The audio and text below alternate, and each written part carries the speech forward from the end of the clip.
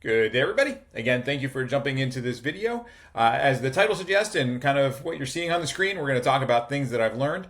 And why am I talking about this? So I just hit my 2-year mark here at Simpli.fi, and I wanted to give some context of what I've learned over the last 2 years and apply it to what I see coming in 2026, or what I think is going to be applicable in 2026. For those that are new to the channel, I work in digital advertising, helping agencies and marketers with digital advertising in a lot of different areas. And so we're going to talk about some of those areas in this video. But over the last 2 years, I've learned a ton about the programmatic and digital marketing space. And I want to share with you some of the things that I've gathered over the last 2 years. But really, again, if you don't know my journey, I worked at a digital marketing agency in Philadelphia for about 16 years. So I got to see a lot, do a lot, and help out a lot of local businesses in that environment working at that agency. I left that agency and started working in ad tech, so working at a tech platform, helping with programmatic advertising, helping to place advertising. And in all that journey, I was also helping local businesses, still manage their local presence online. So I've had my hands in a lot of different things. So I wanted to take this time, and it's always good to reflect, but always to reflect looking and projecting to the future. So I wanted to discuss some of the top trends that I have seen over the last 2 years. I wanted to talk about how that applies then as we look forward into 2026. Many of us are starting to plan for the new year. So, a lot of conversations with the clients that I'm working with, both on the agency and the brand level, we're looking at different things that are happening now. And obviously we're going to project those out as best we can when we look into the future. So things that I have learned. So when you look at, again, the local business environment, those clients that are out there, whether you're an agency that helps them or you're a local business yourself, there's a lot of help that's needed, right? Local businesses, by and large, do not have marketing teams running and operating their advertising, running and producing results in these different areas. They need help a lot of times, whether it's help through technology or help through consulting. These are things that people go and outsource and look for all the time. Recently, just within the last couple of weeks, I've had businesses that have been reaching out to me through my Google listing, through my LinkedIn profile, and other places. There's still and will always be a desire to have professionals that know what they're doing come in and help them. As great as AI is, or as challenging as AI is, depending on your viewpoint on it, you still want experience of people that have done it and experienced it. You don't want to just chat it or type it into a chat box and see what comes out. You really want somebody that's gone through the fire and learned and adapted and used that. And also just the local nature of businesses makes people want to work with somebody in the local area. And I've found that to be true through most of my career.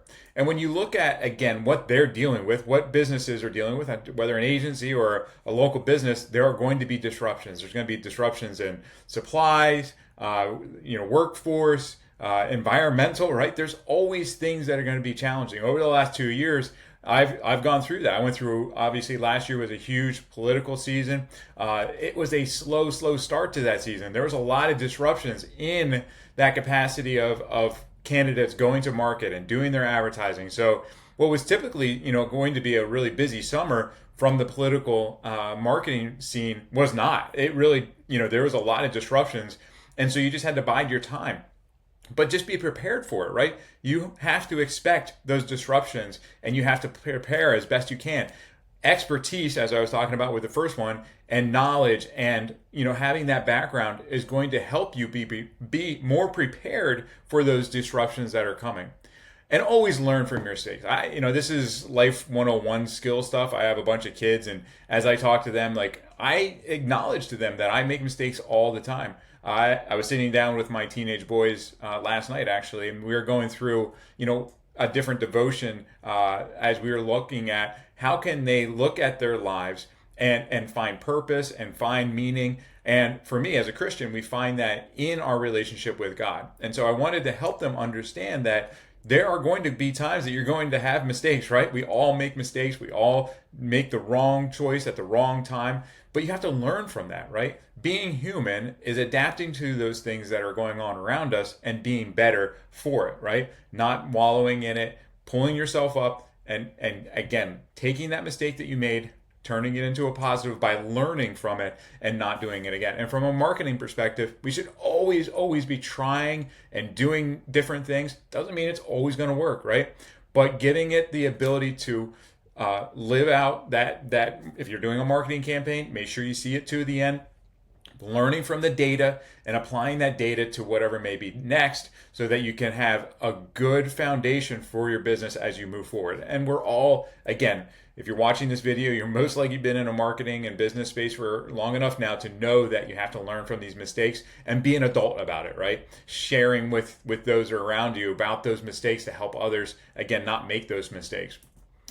Being consistent in all areas of life, as I just mentioned, being a Christian is something that, again, I am very mindful of, because people look at you and you're a representation of Jesus Christ. I am a representation of Jesus Christ. I want to, again, lead my family well, lead my business well, lead my team that I work with internally at Simpli.fi well. And I can only do that if I'm consistent across all those different areas that I am. I'm not just a digital marketer, right? I am a father. I'm a husband. I'm a coach in baseball and football and soccer. These are all things that I do. And being consistent in all of those takes a lot of effort, but it's better for you. You don't want to constantly be changing masks, right? That's one of the things we talk about, especially in our faith journeys. You don't want to have all these different masks that you have to wear because you're going to drop the ball somewhere. So being true to who I am is really important for me, and something that I've really learned over the last couple of years in all areas of my life. And being flexible. I think being part of a large family. I have 7 kids. We do foster care. My business is always changing. There's always things going on. You have to be flexible, right? One of the things I think that's really been driven into me over the last 2 years is being flexible no matter what may be going on. So taking what comes at you and seeing the good from it, right? God gives us a plan and a purpose, and He gives you all these tools to be able to navigate the challenges of this life. And I think, again, the more you apply that and the more you learn from it, the better you're going to be.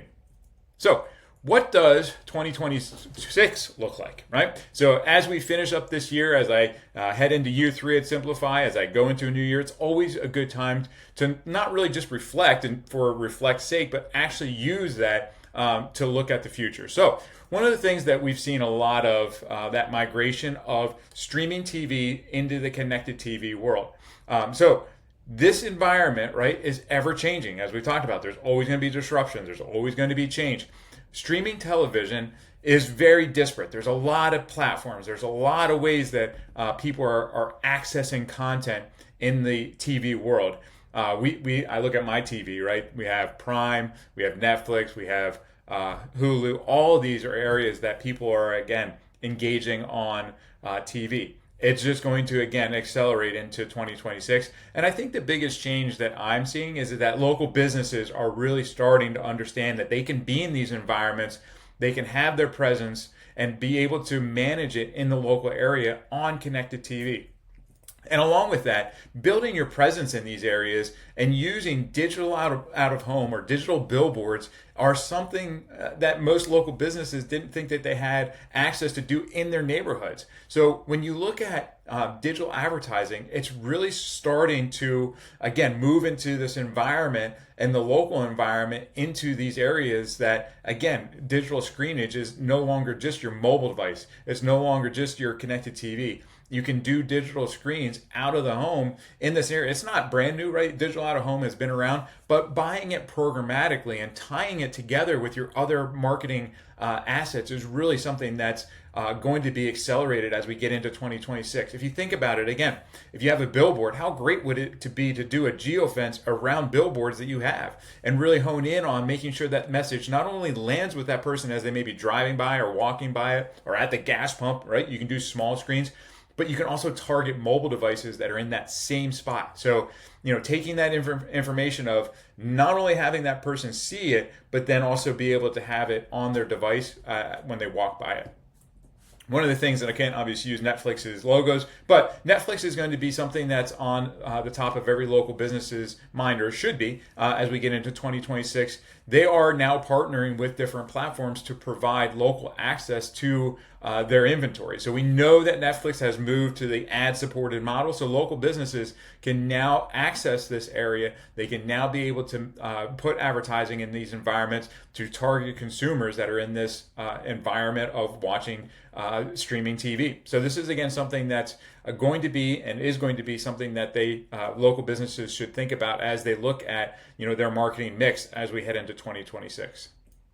So I put this here as a representation of the walled gardens that we deal with in the marketing. There's a lot of walls that are put up in these different environments by Google, by Meta, by Amazon. These are companies that, again, they are protecting their ad revenues and the money that they're making from Google search, from Facebook, from Instagram.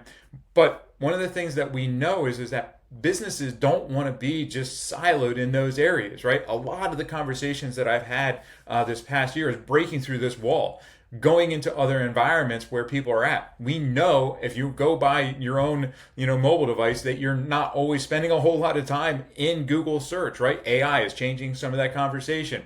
Within social media, I really don't spend a whole lot of time in Meta, and I'm 46 years old, and that was kind of Facebook was again what I was raised on. I don't spend a whole lot of time there anymore. I'm more spending time, and I try to spend time out of social media altogether. But more of my time is spent in these other environments, right? So how do you reach them? Well, mobile advertising and being able to pull these areas together through programmatic, through software, through platforms is really going to be key, and it's a lot of what I've been asked of this past year is to use technology to break through these walls and really have it your message land in all these places, not just Google and Meta.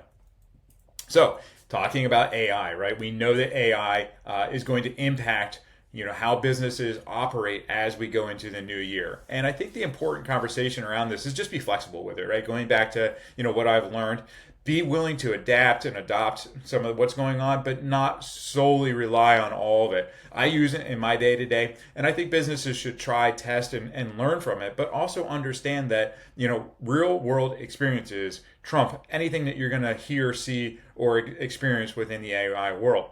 It's not to say that we want to completely disregard it, right? We know that it's a part of what's going to be happening in the future, but we really do want to be careful in understanding that AI is not the answer to everything. So where I think it does impact is search, right? When we look at search behaviors, people are adopting AI to do a lot of searches. So it's impacting how Google is indexing websites. It's also impacting how searches are actually happening, right? People are doing long, searches on AI to find stuff. And Google actually, for the first time, is losing its dominance on search. AI, ChatGPT, Gemini, obviously a Google property, Perplexity, these other search or AI engines are starting to take away from the search inventory on Google. So adapting how you're going to market, adapting the importance of your website and how it's, again, connecting the dots between what people are actually searching and then the content is going to be critical. You have to be flexible. You have to be able to deal with disruptions, right, as we've talked about. And really just understand that your website's going to act and look different when it comes to the content that you're putting out there. So you have to have that in that mind frame of how am I going to impact my ability to be found in these areas. And there's a lot of ways that are behind the scenes that are connecting the dots. So, SEO is still a thing. Obviously, there's changes in how you're working within it, making sure that your content is tied in these areas to different types of searches. And these are all things that we have to plan for as we get into 2026. And building your brand, again, is going to be critical in that. So the things that we're doing within billboards and TV and mobile, what we would rather people do is, they see your messaging, they are planted that seed, and they go directly to your website. So the thing that they search is your brand. That's ultimately a huge win and the reason why we do a lot of the brand advertising. And I think as we look at 2026, the economy, right? It's always the economy, stupid, as they talk about in politics. But I do think, again, we're looking at things that are happening right now. There's a lot of uncertainty, and there's always going to be uncertainty. The thing that I have taken away from my career, and again, I've been doing this for almost 20 years, those that are consistent, the companies, the advertisers, the agencies that are consistently telling their clients the advertisers that are consistent in their messaging are the winners, right? It's those that abandon it during the challenging times. If you're constantly in flux of your marketing spend, you're not feeding the future business. So when you look at advertising, it's always with that future in mind, right? Yes, it's great to get leads in the door right away from the marketing that you're doing, but you should always be planting seeds. Some of my most successful campaigns were clients that were running in off season. One of the greatest examples is I was working with a landscaping company. During the winter, they had a portion of their business that was decorative and designer rocks, right? They had a golf course that was doing research on remodeling their golf course in the middle of winter. They came across the advertising that my client was running. They ended up contacting, and it was like $100,000 job. Now, does that happen every single time? No, but they were there, right? They had the foreknowledge that they needed to be in those areas to push their message even during a challenging time, and that time was obviously middle of the winter, so it was more environmental than it was economical, but it's the same principle. You still, during the challenging times, want to make sure that you're present and be able to get those people. There are always going to be ways to get in front of the right people. Maybe not 100% right. You may not be full throttle, and that's fine. But always having that ability to be there is critical so that you can impact that future business. So again, lots happening over the last 2 years, lots happening as we head into the new year. So if you have questions about whether it's Netflix or getting outside of Google and Meta, or how to do programmatic billboards on large and small screens, these are all things that I have the ability to support and help with. So if you have questions, or if you want to just talk shop about what you can do to better yourself as you head into the new year, feel free to reach out. Again, thank you for those that have been with me on this ride, this journey. This last 2 years have been a huge blessing for me and my family. So I really appreciate the people that have poured into me, the clients that have been in this ride with me, and I really look forward to what's going to be taking place in 2026. Thank you, and God bless.